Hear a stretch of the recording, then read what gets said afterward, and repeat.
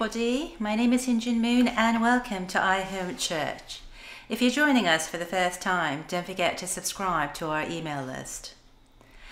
Today is our 21st week at iHome Church, and we're terribly excited to be celebrating it with all of you. And not only is it our 21st sermon, but we have reached over 40,000 views on YouTube. And thanks to you, we are on our way. And we must say that the last couple months have been extremely inspiring and challenging at times, because my husband and I has had to really kind of shift gear to accommodate all the filming and all the editing and all the work that we need to do to make iHome Church happen. And so many times we would find ourselves working around the clock and doing our sermons in the middle of the night, 2 or 3 o'clock in the morning, and then taking our kids to school, and then having a full day schedule, and then trying to do a little Q&A here or with my father there. So it has been mind-bogglingly murderous at times, but it has been incredibly fulfilling for my husband and me, because this is really our chance to work together as a couple, and for him to be such a wonderful support behind the camera most of the time.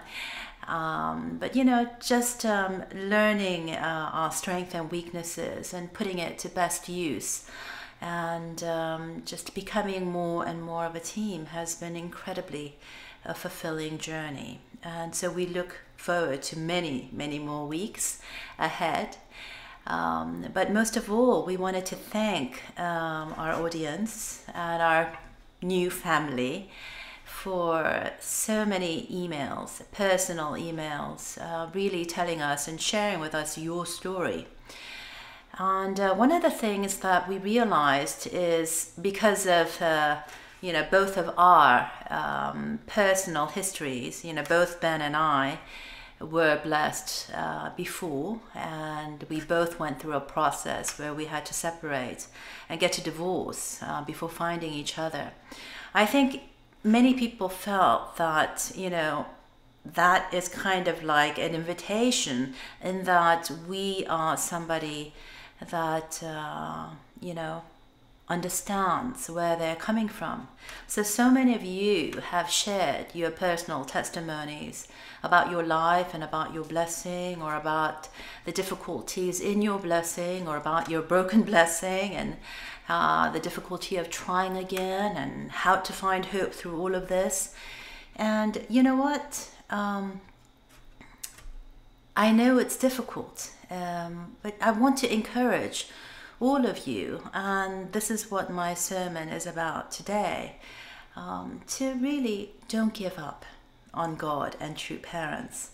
I think because blessing is such an important sacrament of or a monumental sacrament of our faith, when the blessing doesn't work out, or when the blessing breaks, or when we find ourselves face to face with a divorce, and thinking about all the consequences of what that entails within a very strict religious communities, it can be incredibly frightful. And many of us, for this or that reason, sometimes don't have the courage to make the right decisions for ourselves and for our families because of this fear factor. But having definitely, having had to suffer through or learn through the process myself and ourselves, we realize that no matter what we are dealing with, that God is always there, and God is always working mysterious in our lives to really help us come to a place where we can be inspired, empowered with this incredible desire to connect to the world, to connect to our larger family, if you will. And So, during this process where we kind of grow and transition from the age of the wilderness, where everything was mission oriented, in our little fundraising MFT teams, we were going here, there, left and right, really no thought other than obey to the command that we were given, to this age of settlement when God is really inviting all of us to raise beautiful and healthy and happy families. Sometimes we're kind of like a soldier that came back from a war or from battle. We're still wearing our combat gear into our relationships, into our families, not realizing that the war is over. And now we need to reintegrate into the society, into the citizenry, and be a healthy and a happy and a successful person. And that transition is incredibly difficult many times because the transition implies change. It's being a person, a man or a woman of religion doesn't mean that we are only standing up for the core values that we believe in. It also means that not only do we stand, but also we move forward. And by us moving forward, move everything forward along with us. And, that means perhaps realizing that what we felt comfortable with in the past is not necessarily our reality in the present, and certainly will not be our reality in the future. And so in this constantly shifting and changing environment, how do we make sense of it all? And how do we still maintain our focus? And how do we become the sons and daughters that God wants all of us to be? Well, one of the most important things that I realized in my life of faith is to understand that most of us who have found true parents and are parts of this community came from dysfunctional families. Many of us came from divorce.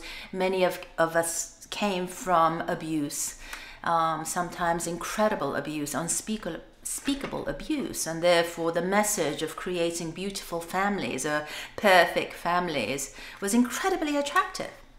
But then we get to the blessing, and many times over the years, the only preparation for the blessing has been teaching brothers and sisters the significance of the blessing, how important the blessing is, how monumental a sacrament it is.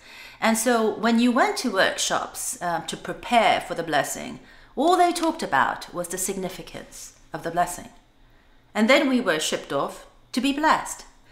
But what do you do after you're blessed? So you get the significance. You understand that it's an incredibly important thing or a milestone in your life. But once you receive the blessing, then what? Well, not much thought has, or not much practice, investment in the practice has gone in to what happens after the blessing. So here we are, blessing allows us to graft into the God's lineage, and we can start on our way. We can embark on our way to building these incredible ideal families, or true families, or perfect families, whatever you want to call it. But we are on our way. But I think for many of us, we were thinking, okay, well, all we need to do is get the significance of the blessing and then receive the blessing, and then God will take care of everything. Well, where in the world or where in the divine principle does it say that once we are blessed, our 5% responsibility goes out the window? Blessing is just another level where we get to practice and on our 5% responsibility, not just on us, working on our mind over body, but now we get to apply some of the things that we have learned into relationship between our spouse and then in the future between our families. But that area in terms of, the application of the divine principle into our lives, or, we understand the significance of the blessing, but how do we really kind of put the best understanding of what the blessing is into the reality of our lives? Many times there was a dischunk there was a disconnect, and all of us were left wondering when the problems began to hit, like, what do I do? And I think many of us, myself included, we kind of went into this, the trench warfare mode. And I was literally fighting a trench warfare battle, with my combat gear, and saying, no matter what, I gotta survive. Blessing is for all of eternity. And you're stuck there in the trenches trying your best. But if you really don't know how to go about fighting the war, if you have no strategy, if you have no vision for hope of getting out of that trench, you're not going to be a very fulfilled person. And you're not going to be the best spouse that you can be for your spouse, or the best mom for your kids that you can be. And I think a lot of us can relate that to this trench warfare mentality, no matter what, survive. But if you understand that God is our heavenly parent, and every parent wishes upon their child infinite happiness, infinite love, infinite prosperity, you realize that I am not born to just fight a trench warfare for the rest of my life. God wants me to find a way, be responsible, using my 5% responsibility, to make the right decisions, no matter how difficult, to get to a place where we can be healthy individuals, happy families, and healthy families, and so on and so forth. So as somebody who has kind of gone through the process of a very difficult marriage and having failed, and I think when you realize that you failed at the most important thing, the blessing, it's incredibly depressing. So how do you pick yourself up, and how do you continue on?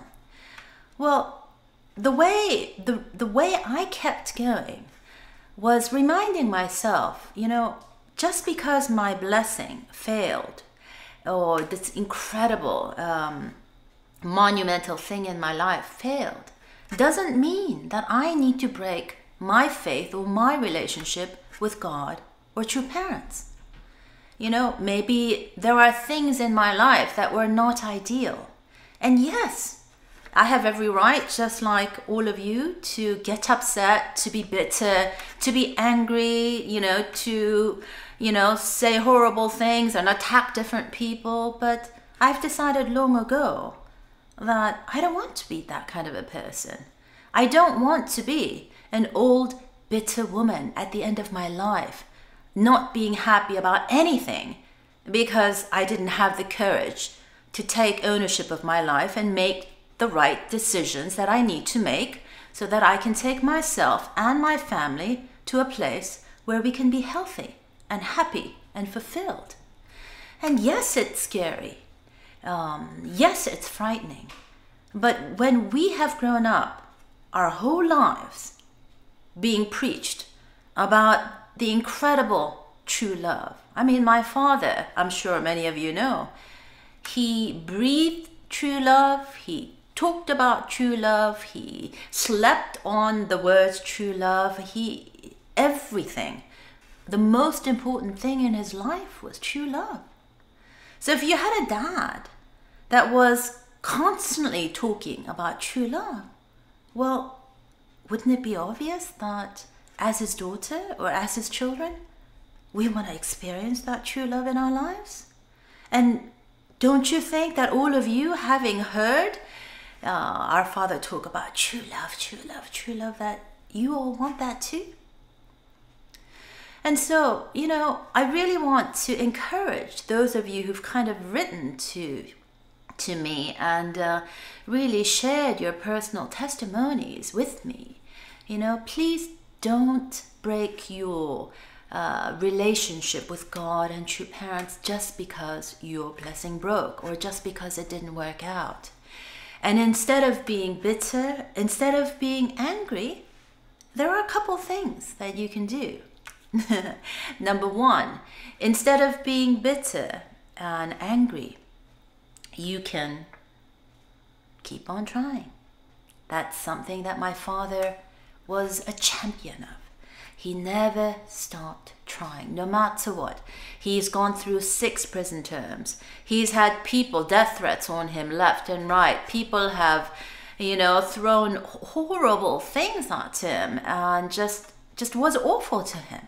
My father, he never stopped trying.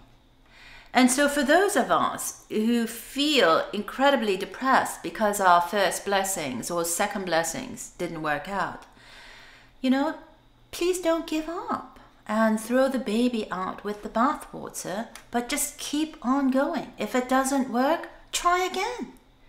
And try again. Again and again and again till we get it right. And realize that sometimes going through different failures and difficulty is God's way of preparing us for a greater amount of responsibility. I have to, no matter how difficult my life has been growing up in the True family as the daughter of Reverend Sun Myung Moon, and no matter how difficult my personal marriage, my first marriage might have been, I cannot stop being grateful to God and true parents because it ultimately led me to my second husband. And it ultimately led me to a point in my life where I am grateful each and every day. And during all those dark moments where I was pushed to my limits, where I experienced things that I never thought I would have to experience, you realize that yes, there's a whole lot of pain and suffering, but as long as you keep on going, no pain, no gain. Sometimes the greatest gain comes from greatest pain. In that, I think 30 years of my first marriage has prepared me well for the ministry, in that I can understand what many people are going through in their own lives.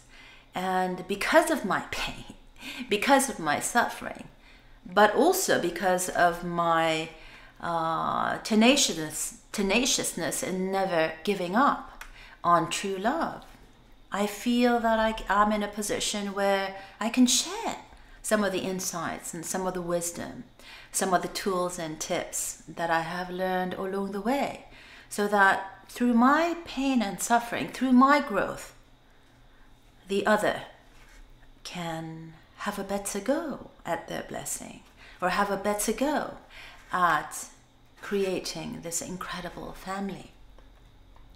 So when I think about coming from a dysfunctional family, you move from dysfunctionality to functionality by doing 3 things. First, you have to learn how to be functional. Then you have to practice how to be functional. Then you have to apply what you have learned and what you have practiced into the relationship that you want to improve.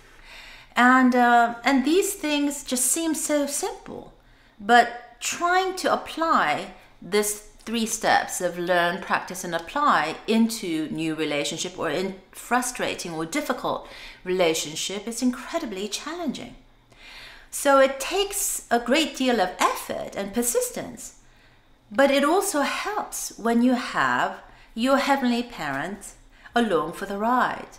Because no matter how difficult it gets, and no matter how difficult it was for me in learning to deal with my own parents, and I think it was a little bit difficult because they were not just my biological parents, but they were the true parents of all mankind. And my father and mother are here to deliver a message. And they were so busy delivering that many times they were not there for most of the children. So it was incredibly difficult growing up in the public eye without your parents, and still learning to have a relationship with them as your mom and dad, albeit true parents. And it's still a work in progress. But one thing that I never forgot was that, sometimes the greatest teachers are the most difficult ones. And we grow sometimes the most with a very difficult teacher or a difficult guide. And so regardless of what I was going through in terms of my own relationship with my parents, I always remembered that because we're family, our bonds are eternal. And these precious bonds, it doesn't matter where I am in the course of my life, it never changes because we are forever family. And likewise, God, our Heavenly Parent, is and will and always be a member of our family. So no matter how many changes or how many scary situations we are going through, as long as we can lock on to something eternal, these eternal bonds that we have with God and with true parents, then no matter what, no matter how difficult, we will get through it one way or another. And through this journey, again, the importance of maintaining a grateful attitude. It's a decision that we need to make each and every day. Are we going to be bitter about our particular predicament or situation? Or are we going to choose to learn how to be happy? To learn how to see the positive in what we are going through and not just be bogged down by the negative. What is God trying to teach me through this? And so when I look back on my life, I realized that God kind of saw me through 30 years of a very, very difficult marriage to better prepare me for this position where I can help many, many people. And so I feel really called to work on this area of connecting and creating that connection from what we believe and really putting it into practice, making it something, making it tangible in our daily lives. So the work here at our home church is really the work of how to build these incredible relationships between our spouses, between our family, our children, our parents, and everybody that we love. And that's what our home church is about. So when we think of home, one of the things that always comes up is this feeling like it doesn't matter where I have been in the world. When I think of home, I think comfort, a place where I can find healing. It's like a sanctuary. And the second thing that I think about when I think of home is these eternal bonds of being part of one family. We all belong to each other. We are all one family under God. And the third thing that I'm always reminded of is that it's within the context of a family that we find our true meaning of who we are. Where we come from, our tradition, our belief, our core values. It comes from the home, it comes from the family. And when I think about home, the fourth point that I always remember is home is a place where you find eternal encouragement. And for me, God is home. And so in God, I find incredible healing. I experience incredible oneness. I find profound meaning. And I experience eternal encouragement. So this is the beauty of iHome Church. And this is what I want to create in my life vis-a-vis my family. And so if you can be inspired to create your own iHome Church, turn your home into a place of healing, into a place of oneness, meaning, and encouragement, and watch the magic unfold. Because life is not easy, and everybody has problems that we can support them through, that we can help encourage one another through. And so I think, especially at this time when so many changes are taking place after our true Father's ascension, and just recently the announcement of the blessing of my two younger sisters to people who are not unificationist, it's going to ruffle a lot of feathers, because again, beep, beep, beep, change, change, change. That's what we're hearing. That's what we're seeing. And for many of us who have become comfortably numb in the life that we have known, we don't want to move. We just want to keep on standing. You know, we are very comfortably numb. You know, whether we're happy or not, it's what we know. And, you know, that's where we want to be. But God is saying, be that divine son and a daughter. Start moving. Don't just stand.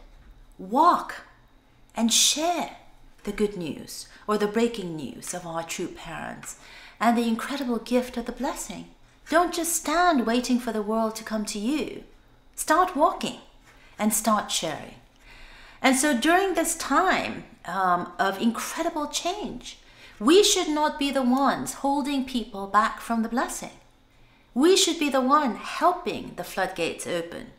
So instead of being the ones judging each other, oh, well, you cannot go to the blessing because, or your blessing is somehow inferior or superior to mine, if we get bogged down into details of who's better, who's more pure, who's more holy, who is worse, and who are the saints and the sinners, we might be our own obstacles in terms of God wanting to open up the floodgates and really kind of invite the world to share in this beautiful thing called a blessing.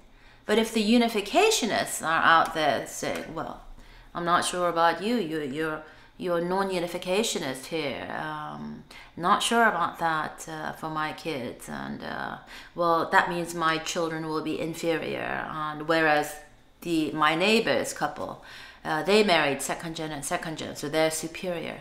If we get locked in that kind of thinking, we are going to be our own barriers to God's providence working. And so the real question that we need to be asking ourselves is, are you blessed or are you not? Am I blessed or am I not?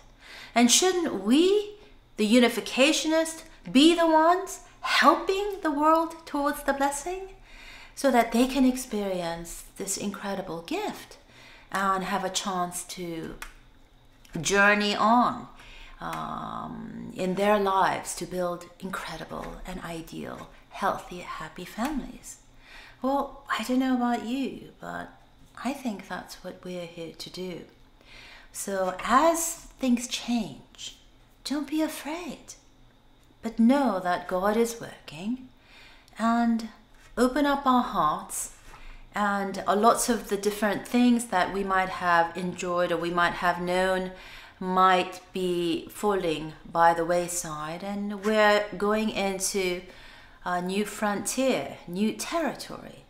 God wants us to experience what parental love is all about.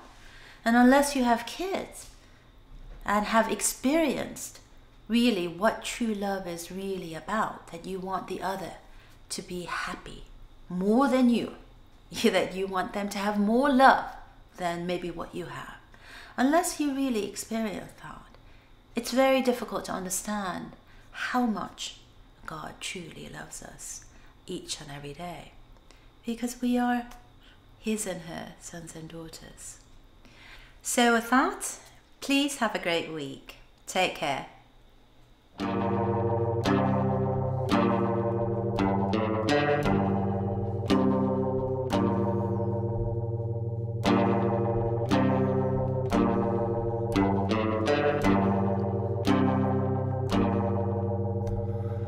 In this proud land we grew up strong. We were wanted all along.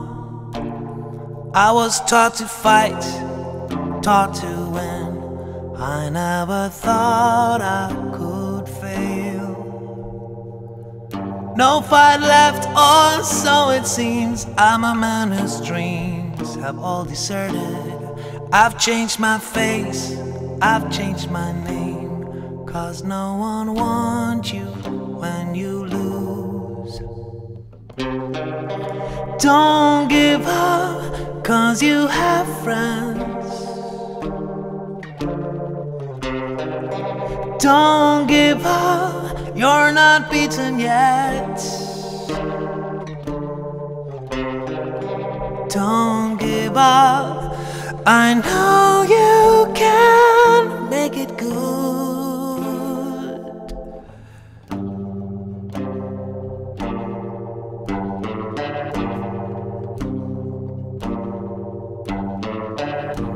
Though I saw it all around, never thought that I could be affected.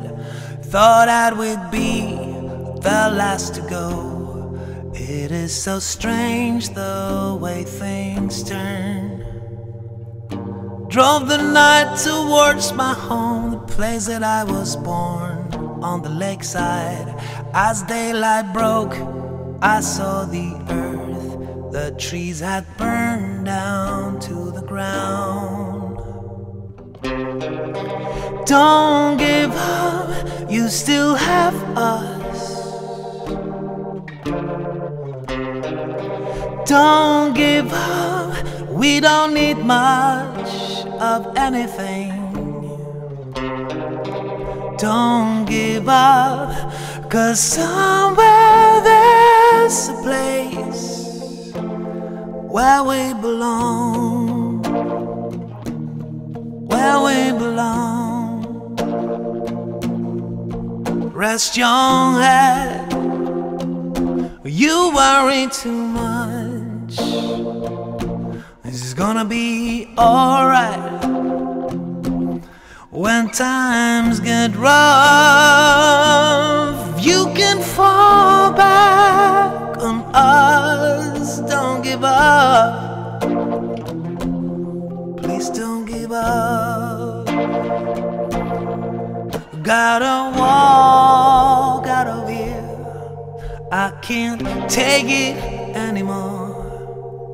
Going to stand on that bridge, keep my eyes down below, and whatever may come, and whatever may go, that river's flowing, that river's flowing, that river's flowing.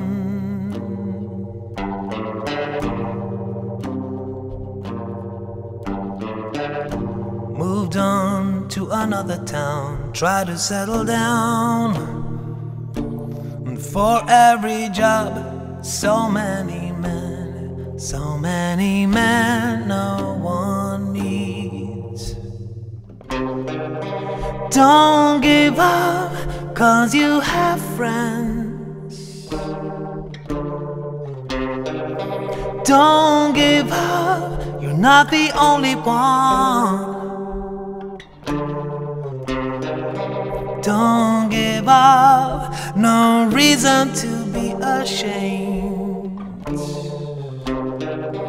Don't give up, you still have us. Don't give up now, we're proud of who you are.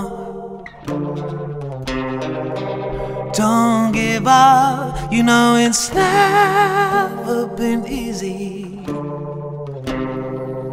Don't give up, 'cause I believe there's a place, there is a place where we belong.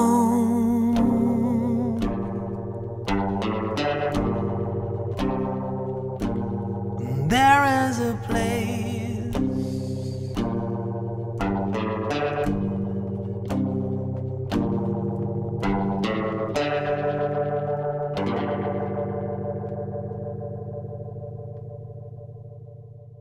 If you have any questions and comments, please leave them below the video.